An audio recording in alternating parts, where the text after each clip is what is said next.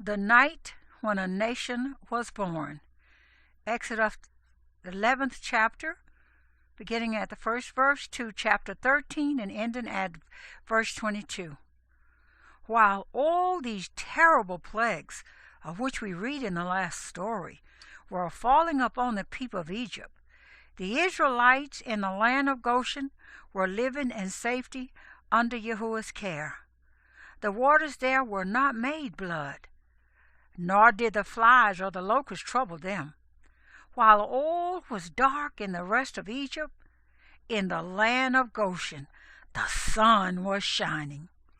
This made the Egyptians feel that YHWH, Elohim of the Israelites, was watching over his own people. They brought gifts to the Israelites of gold and silver and jewels and precious things of every kind to win their favor and to win the favor of their God. So the Israelites, from being very poor, became suddenly to be very rich. Now Moses said to the people, "In a few days you are to go out of Egypt. So gather together, get yourselves in order by your families and your 12 tribes, and be ready to march out of Egypt." And the people of Israel did as Moses bade them.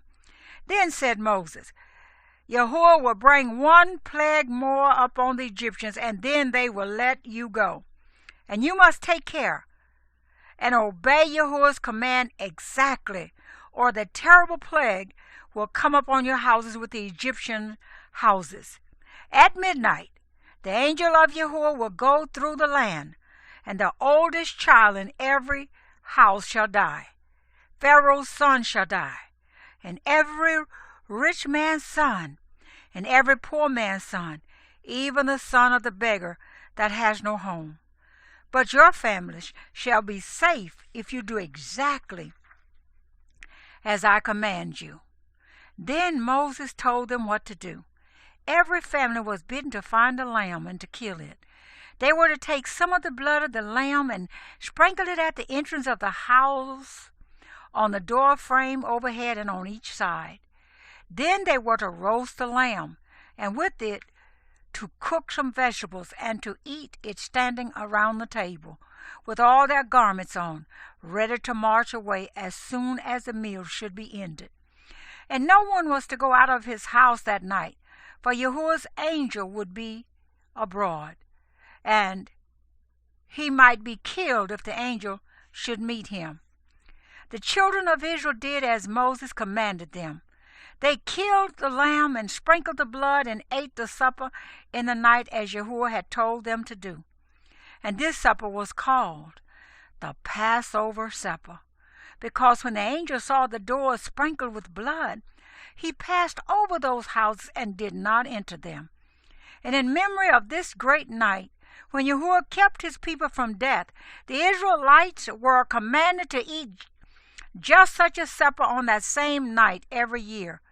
This became a great feast of the Israelites and was called the Passover.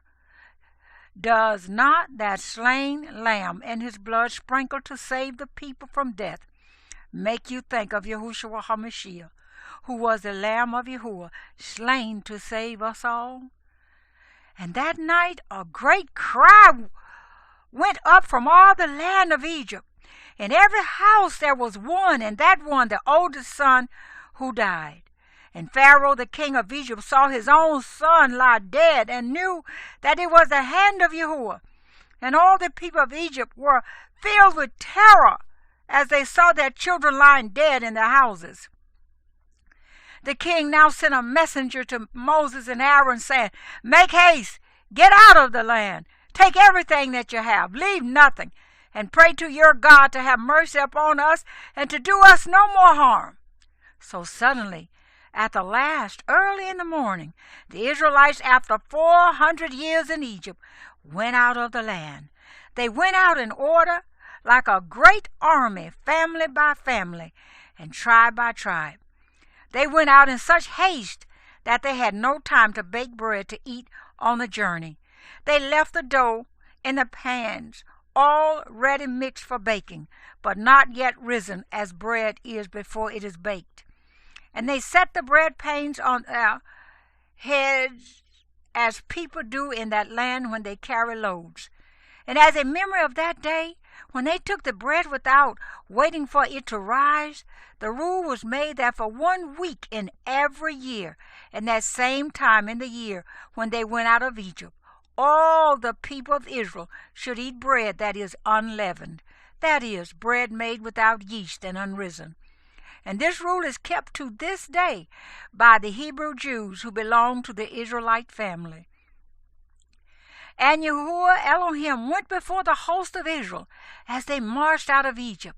In the daytime there was a great cloud like a pillar in front, and at night it became a pillar of fire. So both by day and night, as they saw the cloudy and fiery pillar going before, they could say, "Our YHWH Elohim of heaven and earth goes before us." When the pillar of cloud stopped, they knew that was a sign that they were to pause in their journey and rest. So they set up their tents and waited until the cloud should rise up and go forward.